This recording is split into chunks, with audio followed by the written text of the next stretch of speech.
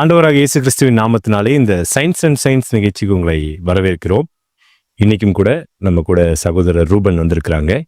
அநேக காரியங்களை நமக்கு தெளிவாய் புரிய வைத்து இந்த தொடர்ச்சியாய் இந்த அநேக எபிசோட்ஸ்ல அவர் நமக்கு வந்துட்டு நிறைய காரியங்களை தெரியப்படுத்திக்கிட்டு இருக்கிறார்.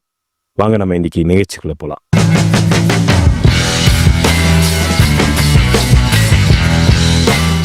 Price lord brother. Praise lord. மறுபடியும் உங்களை சந்திக்கிறதுல ரொம்ப சந்தோஷம். எனக்கு ரொம்ப சந்தோஷம் உங்களை பார்த்ததில்ல. ஆமென். கடந்த 2 எபிசோட்ஸா நம்ம எக்ஸிஸ்டன்ஸ் ஆஃப் காடை வந்துட்டு நம்ம நிறைய கிளாரிட்டி கொடுத்துட்டு இருந்தீங்க. அது எப்படி டெஸ்ட் பண்ணும், அது வந்துட்டு ஆண்டவரே என்னென்ன பேராமீட்டர்ஸ் கொடுத்துருக்கிறாருன்னு சொல்லி நீங்க சொல்லிட்டு இருந்தீங்க. இது அதோடைய கண்டினியூவேஷனா தொடர்ச்சியா இருக்குன்ற மாதிரி போன எபிசோட்ல நீங்க சொல்லியிருந்தீங்க. இன்னைக்கு நம்ம அதை குறித்து என்ன பார்க்க போறோம்? Once again thank you for your invitation. ஆமாம், லாஸ்ட் 2 எபிசோடில் வந்து பார்த்தீங்கன்னா how to define the existence of God, God இருக்கிறாங்கிறதுக்கு என்னென்ன பேராமீட்டர்ஸ்லாம் டெஸ்ட் பண்ணணும், அதில் என்னென்ன சான்று இருக்குது அப்படிங்கிற ஒரு 5 இதை நம்ம பார்த்தோம். இன்னும் நிறைய அதில் ஆட் பண்ணலாம். ஒவ்வொரு விஷயமும் நம்ம ஆட் பண்ணோம்னா நிறைய பேராமீட்டர்ஸ் வரும். அதை வச்சு நம்ம டெஸ்ட் பண்ணி பார்க்கும்போது பைபிள் வந்து சத்தியமாக மட்டும்தான் இருந்தாகணும் அப்படிங்கிற கன்க்ளூஷனுக்கு நம்ம வரலாம். ஓகே, அதோட கண்டினியூவேஷனாக இன்னொரு இதை இன்னைக்கு நம்ம பார்ப்போம். போகிறதுக்கு முன்னாடி ஒரு சின்ன ஒரு ஸ்டோரியோட ஆரம்பிக்கலாம்னு நான் பார்க்குறேன். Okay brother. ஒரு நாள் நீங்கள் உங்கள் வீட்டில் இருக்கீங்க. சரி. காலையில் எந்திரிச்சு வெளில வரீங்க. இங்கே இப்போ நம்ம அந்த ஸ்போர்ட்ஸ் கார்ஸ்லாம் பார்க்குறோம் இல்லையா? ஆமாம். லம்போகினி மாதிரி கார் மாதிரி ஏதோ ஒரு வித்தியாசமான பிராண்டு. ஆமாம். ஒரு கேள்வியே நீங்கள் படாத ஒரு பிராண்டு கார் மாதிரி அது நிற்கிது. ஓகே. அதில் எல்லா சொஃபிஸ்டிகேஷனும் இருக்குது. ஒரு காரில் இருக்கிறத விட சாதாரண ஒரு காரில் இருக்கிறத விட மல்டிஃபோல்டு சொஃபிஸ்டிகேஷன் அதில் இருக்குது. ஆனால் இந்த உலகத்தில் கேள்விப்படாத ஒரு புது பிராண்ட் மாதிரி தெரியுது பார்க்குறதுக்கும். அந்த கார் எல்லாரும் வந்து வேடிக்கை பார்த்துட்டு இருக்காங்க. நீங்களும் அதை போய் பார்க்குறீங்க. ரொம்ப இம்ப்ரெசிவாக இருக்குது. பக்கத்தில் ஒரு ரொம்ப படிக்காத ஒரு ஆள், ஒரு மாதிரி சட்டை பேண்ட்லாம் ஒரு மாதிரி வித்தியாசமாக போட்டிருக்காரு, கிழிஞ்சிருக்கு. அந்த மாதிரி ஒரு ஆள் வந்து உங்ககிட்ட சொல்கிறாரு, உங்களுக்கு தெரியுமா இது வந்து இது அதுவாக வந்துருச்சுங்க. அதுவாக வந்துருச்சுன்னா கார் தானாகவே வந்துருச்சு. சரி. அப்படின்னு ஒரு பயங்கரமாக ஜஸ்டிஃபை பண்ணி உங்ககிட்ட சொல்கிறாரு. அதை வந்து எப்படி வந்திருக்குன்றதை வந்து எனக்கு தெரியப்படுத்துறாரு. ஆமாம், அவர் சொல்கிறது ஒன்று தான், இது யாரும் வந்து வைக்கல, அதுவாக வந்துருச்சு.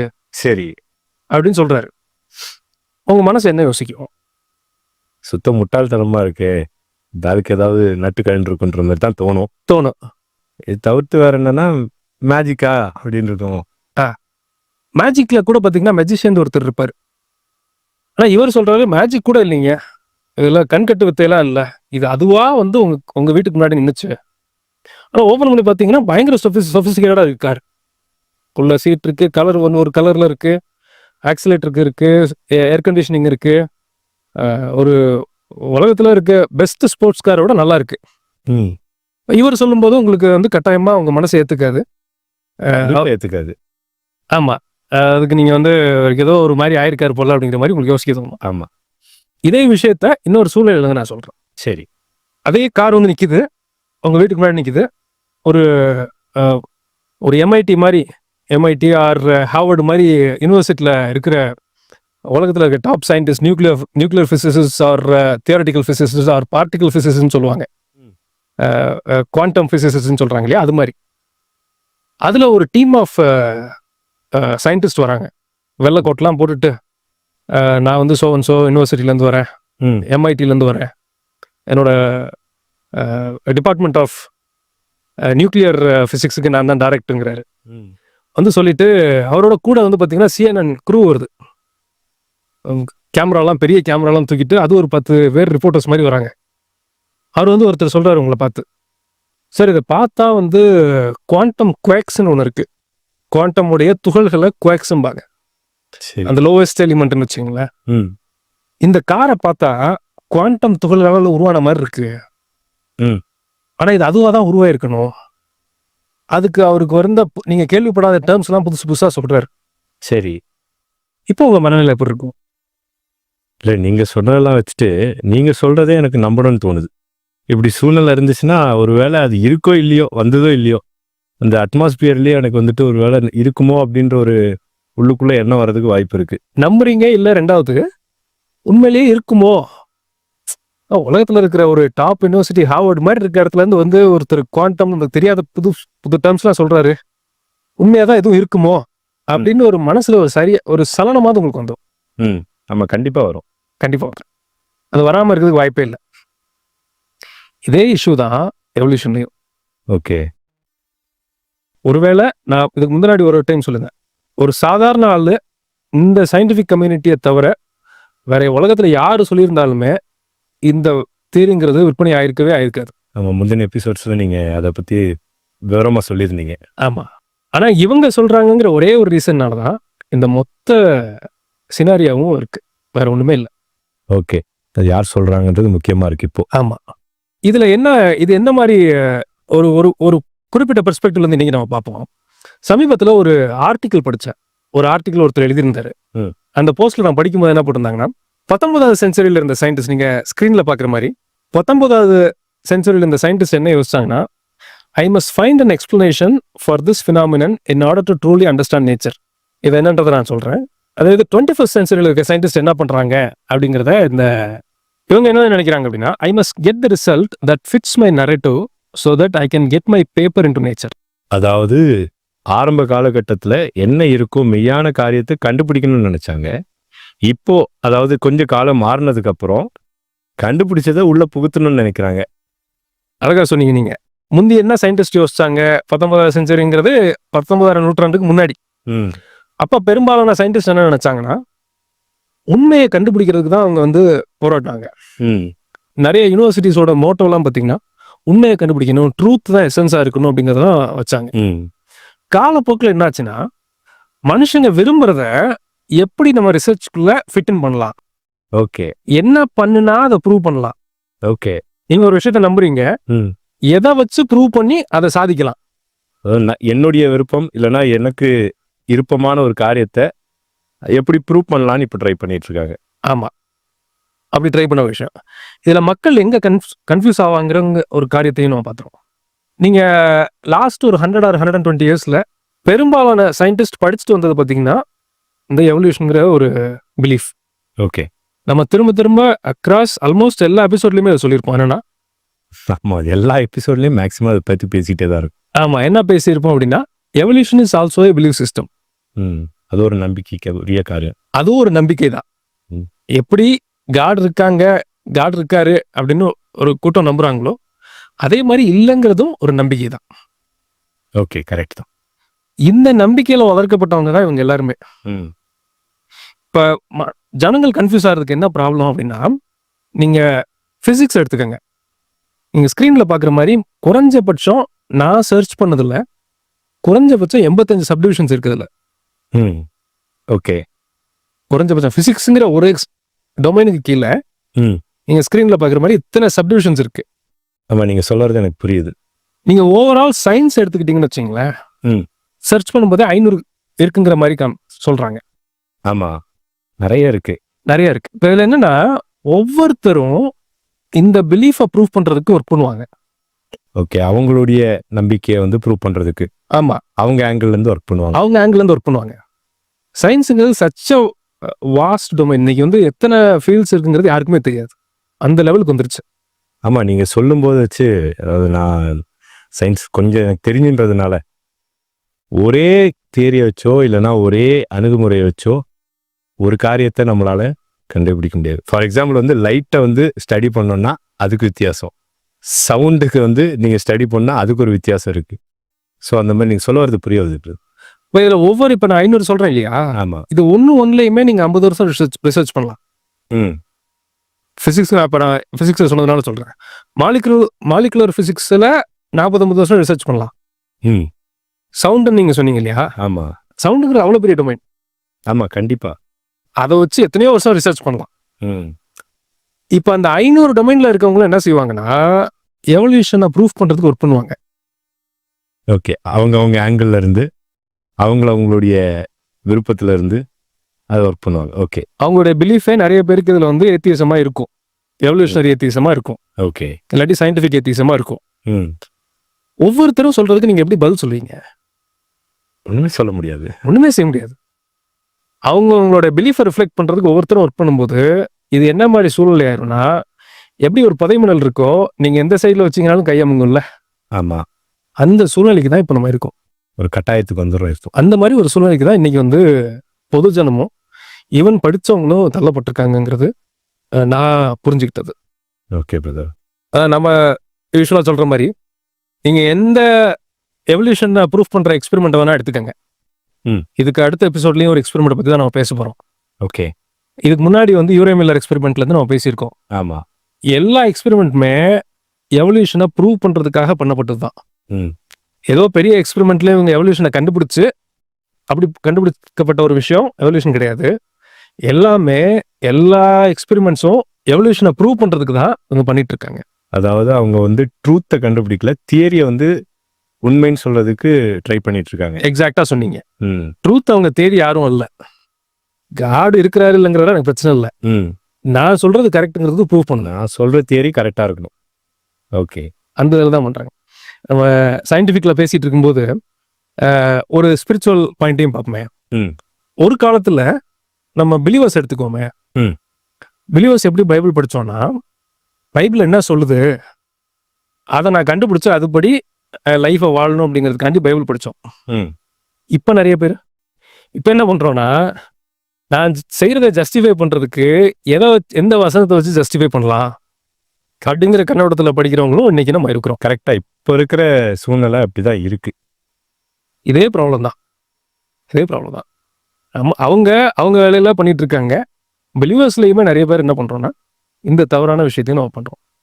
ஏன்னா நீங்க நம்ம 2 தீமோத்தேயு 4:2 வாசிக்கிறபடி, அவர்கள் ஆரோக்கியமான உபதேசத்தை பொறுக்க மனதில்லாமல் செவி தின உள்ளவர்களாகி தங்கள் சுய இச்சைகளுக்கேற்ற போதகர்களை தங்களுக்கு திரளாய் சேர்த்து கொண்டு சத்தியத்துக்கு செவியை விலக்கி கட்டுக்கதைகளுக்கு சாய்ந்து போகும் காலம் வரும். இது ஆக்சுவலி நம்ம வந்து ஸ்பிரிச்சுவலா மட்டும் எடுத்துக்கூடாது. கண்டிப்பா இப்படி வந்த கட்டுக்கதை தான் இந்த ஸ்டோரியும். ஓகே. இது வரும் அப்படின்ட்டு ஆல்ரெடி சொல்லியிருக்கு. இதுவும் நான் திரும்ப சொல்றேன், ஒரு உபதேசம் தான். கண்டிப்பா. நான் சமீபத்தில் ஒரு ஒரு ஒரு டாக்குமெண்ட்ரி பார்த்துட்டு இருந்தேன். அப்போ ஒரு ஒரு ரினவுண்ட் அப்பாலஜிஸ்ட் மினிஸ்ட்ரி பண்ற ஒருத்தர் பேசினதை நான் கேட்டுட்டு இருந்தேன். அவர்கிட்ட வந்து கேட்குறாங்க, மதங்கள் எல்லாம் வந்து இருட்டை பார்த்து பயப்படுற மனுஷங்களுக்காக தான் கண்டுபிடிச்சாங்க அப்படின்ட்டு ஒரு கூற்று இருக்கே, அதை பத்தி நீங்க என்ன நினைக்கிறீங்க அப்படின்னு கேட்கும்போது அவர் சொன்னாரு, ஏத்திசம் பின்பற்றுறவங்க யாரு அப்படின்னு என்ன கேட்டா, வெளிச்சத்தை பார்த்து பயப்படுறவங்க ஒளியிற இடம் தான் இந்த சயின்டிபிக் ஏத்திசம் அப்படின்னு சொன்னாரு. அவ்வளோ அழகா சொல்லியிருக்கிறாரு அவரு. அழகா சொல்லியிருக்காரு. ஆமா. அதோட சொல்லிட்டு அவர் ஒன்று சொல்றாரு, the best comfort scientific atheism gives you is that you don't need to face God in your life. உங்களுக்கு மிகச்சிறந்த ஒரு அடைக்கலத்தை சயின்டிபிக் ஏத்திசம் கொடுக்கறதுக்கு ஒரு காரணம், கடவுளை வந்து நீங்க சந்திக்கணுங்கிற ஒரு ஒரு பிரச்சனையே அங்க இல்லாம இருக்கு. ஓகே. ஒரு சின்ன எக்ஸாம்பிள் சொல்லணும்னா, ஒரு சின்ன குழந்தை ஒரு 10 வயசு 15 வயசு பிள்ளைகிட்ட ஒரு பெரிய ஒரு 50,000 ருபீஸை கையில கொடுத்து என்ன வேணாலும் நீ செலவு பண்ணலாம் அப்படின்னு சொன்னா அது எவ்வளவு மகிழ்ச்சி ஆகும், பயங்கர ஹாப்பி ஆயிரும். ஒரு 15 இயர்ஸ் ஒரு பையனுக்கு 50,000 பெரிய விஷயம். ஆமா, கண்டிப்பா. அதே பையன்ட்ட நீங்க 50,000 கொடுத்துட்டு ஒரு 500 ரூல்ஸ் இருக்கிற ஒரு புக்கை கொடுக்குறீங்க. இந்த ரூல்ஸ் எல்லாத்தையும் நீ படிச்சு பாரு, இதுபடிதான் நீ செலவு பண்ணும் அப்படின்னா அந்த பையன் வந்து அதை ரொம்ப லைக் பண்ண மாட்டான். கண்டிப்பா இல்லையா? இது இயற்கை. இதே ப்ராப்ளம் தான் இங்கேயும். நம்ம விருப்பத்துக்கு ஏற்ற மாதிரி நீங்க வாழலாம் அப்படின்ட்டு சொல்லி கொடுக்கறதுக்கு ஒரு நல்ல ஒரு துணை வந்து பாத்தீங்கன்னா இந்த சயின்டிபிக் ஏத்திசம் அண்ட் இதை ப்ரீச் பண்ற ஜனங்கள். அவங்க ஓடி ஒளிஞ்சுக்கிறதுக்கு அது ஒரு மறையா யூஸ் பண்ணிக்கிறாங்க. ஆமா, உங்க கான்சியன்ஸ் வந்து உங்களுக்கு பாதிக்காது. கண்டிப்பா கம்ஃபர்டபுளா இருக்கலாம் நீ. ஸோ இது வந்து ஒரு இம்பார்ட்டன்டான பாயிண்டா நான் பார்க்குறேன். அண்ட் இன்னொரு குறிப்பிட்டு இந்த இதில் நான் சொல்ல விரும்புறது என்னன்னா, நம்ம லாஸ்ட் 2 எபிசோட்ஸ்லையுமே காடை டெஸ்ட் பண்ற பேராமீட்டர்ஸ்ங்கிறது பார்த்தோம் இல்லையா? ஆமா. அதுக்கு வந்து 2-3 பாயிண்ட்ஸ் நம்ம பார்த்தோம். லைக் லாஜிக்கல் ரீசனிங் எப்படி அப்ளை பண்றது, ஆன்டோலாஜிக்கல் ரீசனிங் மெய்யியல் அப்படின்ற ஃபிலாசபியில் இருக்குது, அதை வச்சு பார்த்தோம். அப்புறம் ஹிஸ்டாரிக்கல் எவிடன்ஸ் வச்சு எப்படி நம்ம வந்து ட்ரூத்தை செக் பண்றதுன்னு பார்த்தோம். ஆக்சுவலி இது எல்லாமே வந்து பார்த்தீங்கன்னா பைபிள்ல இருந்தே நம்ம பார்த்தோம். இன்னும் இன்னைக்கும் பார்த்தீங்கன்னா லாயர்ஸ் ஆர் ஜட்ஜஸ் வந்து படிச்சுட்டு வருது. ஜுடிஷியல் பிலாசபின்னு இருக்கு. ஓகே. அதுல இந்த சப்ஜெக்ட்ஸ் தான் படிப்பாங்க. இப்போ நம்ம வந்து ரேண்டமா எடுத்து ஒரு விஷயத்த நம்ம பேசல.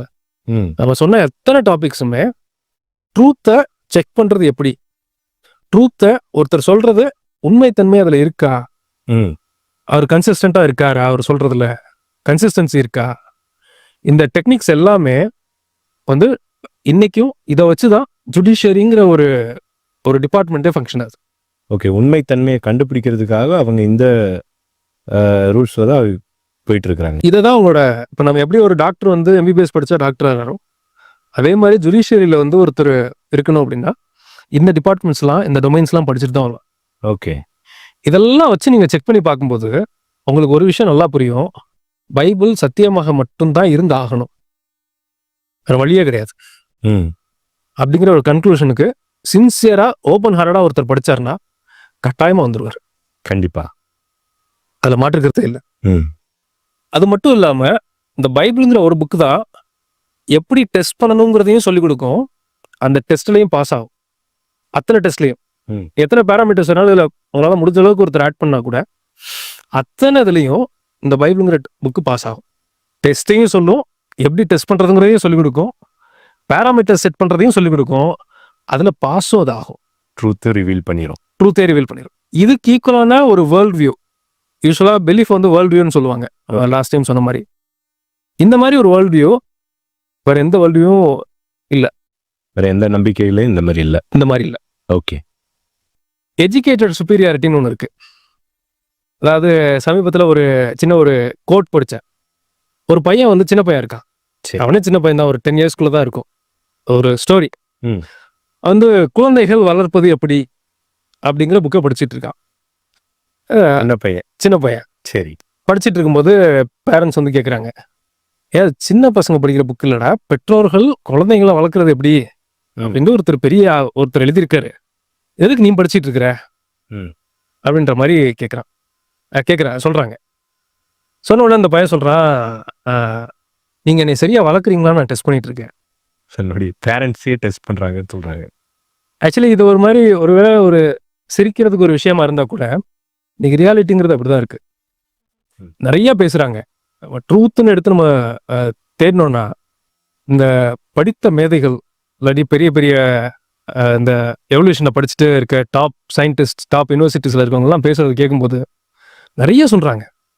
ரிலேட்டிவ் ட்ரூத்துங்கிறாங்க, அப்புறம் வந்து கன்சென்சஸ் ட்ரூத்துங்கிறாங்க, பிராக்மேட்டிக் ட்ரூத்துங்கிறாங்க, லாஜிக்கல் ட்ரூத்துங்கிறாங்க. இதெல்லாம் நிறைய பேசி என்ன சொல்ல வராங்கங்கிறதே ஒரு ஃபண்டமெண்டலே இல்லாத மாதிரி ஒரு சூழ்நிலைக்கு தான். இவ்வளவும் ட்ரூத்ன்றாங்க, ஆனா உண்மையான ட்ரூத்தை மட்டும் சொல்ல மாட்டேங்கிறாங்க. அதை மட்டும் விட்டுட்டு மீதி எல்லா வேலையும் பண்றாங்க. ஓகே. ஆண்டவர் சொன்னாரு, நானே வழி சத்தியம் ஜீவன், நானே சத்தியம் அப்படின்னு சொன்னார். I am the way the truth அப்படின்னாரு. ஆமா. இதை விட்டுட்டு மீதி எல்லாத்தையும் இன்னைக்கு ஜனங்கள் பேசுறாங்க. அவன் பைபிள்ல வாசிக்கிற மாதிரி 2 தீமோத்தேயு 1:12 நான் விசுவாசிக்கிறவர் இன்னார் என்று அறிவேன் அப்படின்னு ஒரு வசனத்தை வாசிக்கிறோம். ம். ஒரு நல்ல பிலீவரா இருந்தா இப்போ உங்ககிட்ட கேட்டா நீங்க என்ன சொல்லுவீங்க? ஜீசஸ் நான் நம்ப மட்டும் இல்லை, எனக்கு தெரியும் இருக்கிறாருன்னு 100% என்னால் கான்ஃபிடண்டா சொல்ல முடியும். ஜீசஸ் அப்படின்றவர் ஒருத்தர் இருக்காரு, ம். அவர் நம்ம செய்யறதெல்லாம் பார்த்துட்டு இருக்காருங்கிற ஒரு உணர்வும் அந்த ரியாலிட்டியும் எனக்கு 200% தெரியும். ஆமா. இதுதான் கான்கிரீட் ரியாலிட்டி நம்ம சொல்றது. யாராவது ஒருத்தர் காட் இல்லைங்கிறது இந்த கான்கிரீட்னஸ் சொல்ல முடியுமா? சொல்லவே முடியாது. சொல்லவே முடியாது. சரி, இவங்க சொல்லவே வேணாம், காட் இல்லைங்கிறது பேராமீட்டர்ஸாவது சொல்லுங்கன்னு கேட்டா அதுவே இன்னைக்கு வரைக்கும் கிடையாது. ம். ஒருத்தர் ஒன்று சொல்லுவாங்க. இப்போ நம்ம முன்னாடி இருக்க எக்ஸ்பெரிமெண்ட்ஸ் பார்த்தா நெக்ஸ்ட் எபிசோட குறிப்பாக எல்லாரும் பாருங்க. ஒரு குறிப்பிட்ட எக்ஸ்பெரிமெண்ட் வச்சு தான் நம்ம பேச போகிறோம். காட் இல்லைங்கிறதுக்கு பெரிய பெரிய மேதைகளும் ரொம்ப மொக்கையான ரீசனிங்கை வச்சு தான் அவங்க பே பண்ணியிருக்காங்கங்கிறது நிதர்சனம். இந்த ரியாலிட்டி இவ்வளோ கான்ஃபிடென்ட்டாக காட் இருக்காருங்கிறது, ஜீசஸ் இருக்காருங்கிறது என்னால் சொல்ல முடியும். ஆனால் இவங்க யாராலையுமே இல்லைங்கிறத ஷுவராக சொல்ல முடியாது. ஏதோ ஒரு க்ளூமியா ஒரு வேகா தான் இவங்களால சொல்ல முடியுமா இல்லையா, ஒன்றும் கான்கிரீட்டாக சொல்ல முடியாது. எவிடன்ஸ் இல்லாமல் அவங்களால சொல்ல முடியும். ஸோ எவிடன்ஸ்னு நிறைய விஷயத்த இவங்களே ஒரு இதுதான் எவிடன்ஸாக இருக்கணும் அப்படின்ட்டு இவங்களுக்கு ஒரு பிலீஃப் வந்துடும். அசியூம் பண்ணிக்குவாங்க. அந்த அசம்ஷன்ஸ்ல இவங்க நிறைய பேட் பண்ணுவாங்க. அதுதான் வச்சு சொல்ல முடியுமா இல்லையா, உங்களுக்கு இதுக்கு மேலே கான்கிரீட்டாக சொல்ல முடியாது. ம். ஸோ கன்க்ளூஷனாக நான் ஒரு ஸ்டோரி சொல்லி முடிக்கலாம்னு நினைக்கிறேன். ரொம்ப நாளைக்கு முன்னாடி ஒரு படித்த கதை ஒன்று ஞாபகம் வருது. ம். ஒரு மிகப்பெரிய ஒரு கல்விமான் வந்து ஒரு போட்டில் ட்ராவல் பண்ணுவார். போட்டில் ட்ராவல் பண்ணிகிட்டே இருக்கும்போது அந்த சூழ்நிலையெல்லாம் வேடிக்கை பார்த்துட்டே போவார். அந்த போட்டை ஓட்டுறவர் வந்து பார்த்தீங்கன்னா ஒரு ஒரு பாமரனான ஆள். ம். அவரை பார்க்கறதுக்கே அவருக்கு தெரியுது. அவர் வந்து படிச்சிருக்க மாட்டாரு. அவருக்கு வந்து ஒன்றும் பெருசாக தெரியாதுங்கிறது ஒரு பார்த்தோன்னே தெரியுது. இவருக்குள்ள தன்னை அறியாமலே ஒரு சுப்ரீமசி ஒரு ஃபீலிங் வருது. ம். ஏதாவது இந்த போட்மேனை கேட்போம், ஏதாவது தெரியுதா அவருக்கு அப்படின்னு டெஸ்ட் பண்ணுவோம். ம். நான் வந்து இவ்வளோ படிச்சிருக்கேன், லிட்ரேச்சர் எனக்கு இவ்வளோ தெரியும், ஹிஸ்ட்ரி இவ்வளோ தெரியும் அப்படி இப்படின்னா நிறைய பேசுறாரு. பேசிட்டு உங்களுக்கு வந்து ஷேக்ஸ்பியர்னு ஒருத்தர் இருந்தாரு, கேள்விப்பட்டிருக்கீங்களா? ம். இல்லை ஐயா, நான் கேள்விப்பட்டதே இல்லை. அவர் வந்து ஒரு மிகப்பெரிய ஒரு ட்ராமா ரைட்டர். அவர் ஷேக்ஸ்பியரை நீங்கள் படிக்கலன்னா அட்லீஸ்ட் ஒரு 25% ஆஃப் யுவர் லைஃபை நீங்கள் இழந்துட்டீங்க. ம். அது ஒரு பெரிய மாஸ்டர் பீஸ்லாம் அவர் எழுதியிருக்காரு. சரி. அப்படிங்களா? சரி அப்படின்னு வேற எதுவும் ஒரு சொல்ல முடியாது இல்லையா? ஆமா, வேற என்ன சொல்ல முடியும் அவரால்? ஆமா. அதுக்கப்புறம் கொஞ்சம் தூரம் போன உடனே உங்களுக்கு வந்து இலக்கியம் தெரியுமா? ஓல்டன் டேஸ்ல இருக்க இலக்கியம்லாம் நீங்க படிச்சிருக்கீங்களா? லிட்ரேச்சர்லாம் படிச்சிருக்கீங்களா? இந்த வார்த்தையை நான் கேள்விப்பட்டது இல்லைங்க அப்படின்னு அவர் சொல்றாரு. அவருக்கு எப்படி அது தெரியும்? தெரிஞ்சிருக்காது. இன்னொரு ஒரு 25% ஆஃப் லைஃபை நீங்க வந்து இழந்துட்டீங்க. இது படிக்கலைன்னா உங்களுக்கு வந்து வாழ்க்கையோட மேன்மையே உங்களுக்கு இல்லை. இப்போ ஃபர்ஸ்ட் ஒரு 25% இழந்துட்டீங்க, இப்போ ஒரு 25% இழந்துட்டீங்க. 50% of your life is lost. பாதி வாழ்க்கை முடிஞ்சு போச்சு. ஆமா. ம். அப்புறம் இன்னும் கொஞ்சம் தூரம் போன உடனே கிரீக் மித்தாலஜிலாம் நீங்க படிச்சிருக்கீங்களா? அங்க இருக்க பெகசஸ் குதிரைலாம் தெரியுமா? ஏன்னா அவருக்கு இன்னும் அது இறங்கல, அந்த சுப்ரீமசி இன்னும் இறங்கல. இப்படி ஒரு கதையை நான் கிரீக்குங்கிறதே நீங்க சொல்லிதான் எனக்கு தெரியும், அது என்ன எந்த ஊருன்னு கூட எனக்கு தெரியாது அப்படிங்கிற மாதிரி அவர் சொல்றாரு. இப்போ நீங்க வந்து ஆல்மோஸ்ட் பாத்தீங்கன்னாங்க இன்னொரு ஒரு 25%, 75% வாழ்க்கையை நீங்க வீணாக்கிட்டீங்க. சரி.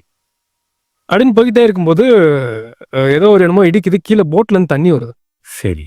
என்னன்னா போட்டு முங்க போகுது. சரி. அப்ப அவர் கேட்குறாரு, ஐயா எல்லாம் பேசுனீங்க ரைட்டு, போட் இப்போ உடஞ்சிருக்கு, நம்ம நிற்கிறது பயங்கர ஆழம், கிட்டெல்லாம் போக முடியாது, இன்னொருத்தரை காப்பாற்றியும் கொண்டு போக முடியாது, உங்களுக்கு நீச்சல் தெரியுமா? அவர் இவரை கேட்குறாரு. அந்த போட்மேன் வந்து இவரை கேட்குறாரு, நீச்சலா? அது மட்டும் எனக்கு தெரியவே தெரியாது. சரி. 75% 100% எல்லாம் படிச்சிங்க ரைட்டு, இப்போ போட் கொஞ்ச நேரத்தில் முங்க போகுது, எனக்கு நீச்சல் தெரியும், நான் தப்பிச்சிருவேன். நான் 75% படிக்காட்டினா கூட எனக்கு அந்த நீச்சல் தெரியும், என்னுடைய உயிரை காப்பாற்றிக்கிறதுக்கு எனக்கு இப்போ ஸ்கில் இருக்கு, உங்களுக்கு இப்போ இருக்கா அப்படின்னு கேட்டாராம். இதே சூழ்நிலை தான் இன்னைக்கு நம்மளுக்கும். நிறையா படிச்சு நிறையா வந்து கண்டென்ட் வாசிச்சு நம்மளுக்கு இன்னைக்கு வந்து இருக்கிற இன்னைக்கு அட்வான்ஸ்மெண்ட்ல நிறைய கற்றா நம்மளுக்கு வந்து பெரிய நம்ம வந்து ஒரு புத்திசாலிகளாக போற்றப்படுவோம் அப்படிங்கலாம் படிச்சுட்டு நம்மளை ஒருத்தர் பார்த்துட்டு இருக்காரு, நம்ம செய்கிற செயல்கள் எல்லாம் ஒருத்தர் நோட் பண்ணிட்டு இருக்காரு அப்படின்னு அந்த நிதர்சனம் இல்லாமல் போகுதுங்கிறது தான் எனக்கு இந்த கதையை பார்க்கும்போது தோணுச்சு. ரொம்ப அருமையாக சொன்னீங்க பிரதர். அதாவது இந்த விஷயத்தை பார்க்கும்போது இன்னைக்கு ட்ரூத் பின்னாடி, அதாவது சத்தியத்துக்கு பின்னாடி போகிறேன், இதை ப்ரூவ் பண்ணுறேன், அதை ப்ரூவ் பண்ணுறேன்னு சொல்லி, இது வந்து மற்றவங்கள மாத்திரம் இல்லை, அதாவது கிறிஸ்தவங்களா இருக்கிற மெய் தேவனை அறிந்திருக்கிற ஜனங்க கூட இன்னைக்கு வசனங்களை வந்து புரட்டுறேன், இது அப்படி இருக்கு, இது இப்படி இருக்கு, இதுதான் வந்து கர்த்தத்துவமா அப்படின்னு சொல்றவங்களுக்குலாம் இது ஒரு நல்ல பாடம். அதாவது கையில மெய் தேவனை வைத்துக்கொண்டு, அதாவது கையிலேயே வச்சுக்கிட்டு அவங்க வந்து தவறான உபதேசங்களுக்கு பின்னாடி, இல்லைன்னா மாயமான ஒரு நம்பிக்கை பின்னாடி அவங்க போயிட்டு ட்ரூத் அவங்க இழந்துட்டு இருக்கிறாங்க, சத்தியத்தை அவங்க இழந்துட்டு இருக்கிறாங்கன்றதை நீங்க அழகா சொல்லும்போது எனக்கு புரிய வருது. ஆமா, நம்ம இப்படி இழந்துட்டு இருக்கோம், வெளியில இருக்கிறவங்க வேற மாதிரி இந்த மாதிரி சயின்டிஃபிக் இது அப்படி இப்படிங்கிற நிறைய மாயையிலேயே தான் வாழ்ந்துட்டு இருக்காங்க, மாயையிலே தான் வாழ்ந்துட்டு இருக்கிறாங்க. ரியாலிட்டி நம்மளை வந்து என்கவுண்டர் பண்ணும்போது அது வந்து ரொம்ப வேதனையா இல்லாத அளவுக்கு நம்ம வாழ்ந்துட்டோம்னா நல்லது. நாங்கள் இப்போ டிஸ்கஸ் பண்ண எல்லா விஷயத்தையும் நீங்கள் பார்த்துருப்பீங்க. உங்களுக்கும் இதில் நிறைய கேள்விகளும், இல்லைன்னா உங்களுக்கு ஒரு சில இப்போ நாங்கள் பேசின காரியங்களை குறித்து உங்களுக்கு ஏதாவது டவுட் வந்திருக்கலாம். அதை நீங்கள் வந்துட்டு கமெண்ட்ஸ்லேயோ இல்லைன்னா பிரதருடைய இமெயில் அட்ரஸ்க்கு நீங்கள் சென்ட் பண்ணுங்கள். தொடர்ச்சியாக இதனுடைய கண்டினியூஷன், இந்த எக்ஸிஸ்டன்ஸ் ஆஃப் காடே, இந்த பேராமீட்டர்ஸை எப்படி செக் பண்ணலாம் அப்படின்ற காரியங்கள் பிரதர் சொன்ன மாதிரி அடுத்த எபிசோட்லும் இது கண்டினியூ ஆகும். தொடர்ச்சியாக பாருங்கள். அதே மாதிரி பிரதருடைய வாய்ஸ் ஆஃப் பைபிள் என்கிற அந்த சேனலையும் நீங்கள் சப்போர்ட் பண்ணுங்கள். அதில் இன்னும் அதிகமான காரியங்களை அவங்க சொல்லி கொடுத்துட்ருக்குறாங்க. ஸோ கர்த்தருக்கு சித்தமான அடுத்த எபிசோடில் நம்ம மீட் பண்ணலாம்.